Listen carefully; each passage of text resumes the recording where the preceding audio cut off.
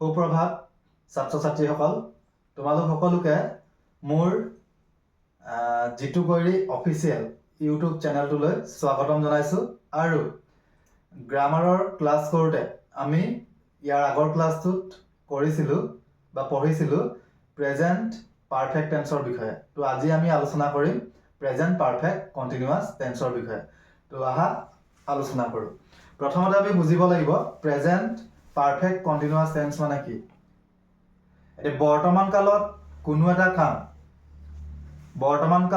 এটা কাম মানে কামটো ধৰা পাষ্টতো আৰম্ভ হ'ব পাৰে। ধৰি লোৱা আজি ৰাতিপুৱা কামটো আৰম্ভ হৈছিলে, কিন্তু কামটো বৰ্তমানলৈকে চলি আছে। তাৰমানে ইয়াত দুটা ঘটনা ঘটিব লাগিব। প্ৰথম ঘটনাটো হৈছে যে কিবা এটা কাম পাৰফেক্টলি হ'ব লাগিব। তাৰমানে মই যিটো কাম কৰিছোঁ ধৰা, সেই কামটো আৰম্ভ হোৱা কামটো পাৰফেক্টলি হৈ গৈছে, কিন্তু সেই কামটো বৰ্তমান সময়লৈকে চলি থাকিব লাগিব। আৰু তেনেকুৱা টেন্সক আমি কি বুলি ক'ম? Present perfect continuous tense. তো প্ৰেজেণ্ট পাৰফেক্ট কণ্টিনিউৱাছ টেন্সৰ এছাৰটিভ চেণ্টেন্সৰ ফৰ্মুলাটো হ'ব ছাবজেক্ট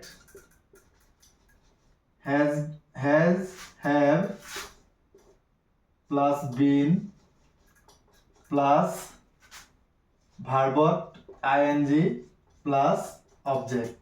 তো ইয়াত কি হ'ল? প্ৰথমতে কৈছে যে এছাৰটিভ চেণ্টেন্সত সূত্ৰটো কি হ'ব বা ফৰ্মুলাটো কি হ'ব? ছাবজেক্ট হেজ লাগিব বা হেভ লাগিব প্লাছ বিন প্লাছ ভাৰ্বত ing প্লাছ অবজেক্ট। তো এইটো হৈছে প্ৰেজেণ্ট পাৰফেক্ট কণ্টিনিউৱাছ টেন্সৰ এছাৰটিভ চেণ্টেন্সৰ সূত্ৰ। এতিয়া সেইদিনাখন আমি প্ৰেজেণ্ট পাৰফেক্ট টেন্সৰ বিষয়ে আলোচনা কৰোঁতে ইয়াৰ আগৰ ক্লাছটোত আমি প্ৰেজেণ্ট পাৰফেক্টত আমি এইটো চেণ্টেন্স পাইছিলোঁ এছাৰটিভ চেণ্টেন্সত। তো এইটো এতিয়া কি হ'ব? She has been writing a letter. তাই এখন চিঠি লিখি আছে। তাৰমানে লিখা কামটো আৰম্ভ আগে হৈ গৈছে, কিন্তু লিখা কামটো চলি আছে, আৰু সেইটোৱে হৈছে প্ৰেজেণ্ট পাৰফেক্ট কণ্টিনিউৱাছ টেন্স। ঠিক আছে, এতিয়া আমি নেগেটিভত কি হ'ব আমি সেইটো আলোচনা কৰোঁ। নেগেটিভৰ ফৰ্মুলাটো হ'ব subject have has plus not plus been plus ভাৰ্বত ing প্লাছ অবজেক্ট। ঠিক আছে, ইয়াৰ সূত্ৰটো হ'ব subject have has not plus been plus ভাৰ্বত ing প্লাছ অবজেক্ট। তো এতিয়া এইটো কি হ'ব? She has not been writing a letter. She has not been writing a letter. তো এইটো হৈছে নেগেটিভ চেণ্টেন্সৰ সূত্ৰ। প্ৰেজেণ্ট পাৰফেক্ট কণ্টিনিউৱাছ টেন্সৰ নেগেটিভ চেণ্টেন্সৰ সূত্ৰ হ'ব subject have has plus not plus been plus ভাৰ্বত ing প্লাছ অবজেক্ট। তাৰপিছত আছে ইণ্ট্ৰগেটিভ। এতিয়া ইণ্ট্ৰগেটিভত কি হ'ব? ইণ্ট্ৰগেটিভত আমি কুৱেশ্যন সুধিব লাগিব। তো ইয়াত কি হ'ব? Have oblique has plus subject plus have has plus subject plus been plus ভাৰ্বত ing প্লাছ অবজেক্ট। এইটো হৈছে ইণ্ট্ৰগেটিভৰ প্লাছ কুৱেশ্যন মাৰ্ক। এইটো হৈছে ইণ্ট্ৰগেটিভৰ ফৰ্মুলা। Have has plus subject plus been plus ভাৰ্বত ing plus object plus question mark. তো এতিয়া এইটো আমাৰ কি হ'ব? মোহাৰি লওঁ।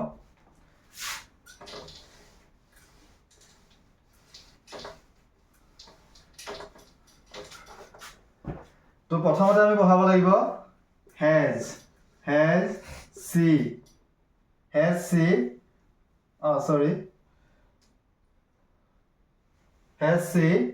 বিন, ঠিকে আছে। হেজ সি বিন ভাৰ্বত ing ৰাইটিং এ লেটাৰ আৰু ইফালে আমি কুৱেশ্যন মাৰ্ক দিব লাগিব। Has she been writing a letter. Has এইটো হৈছে অক্সিলিয়াৰী ভাৰ্ব বা হেল্পিং ভাৰ্ব। তাৰ পৰা আহি গ'ল ছাবজেক্ট, তাৰ পৰা বিন তাৰ পৰা ভাৰ্বত আইএনজি হৈছে, তাৰ পৰা এ লেটাৰটো হৈছে অবজেক্ট। তো ইয়াত হৈছে যে has she been writing a letter, এইটো হ'ব ইন্টাৰগেটিভ সেন্টেন্সত প্ৰেজেন্ট পাৰফেক্ট কন্টিনিউয়াস টেন্সৰ সূত্ৰ।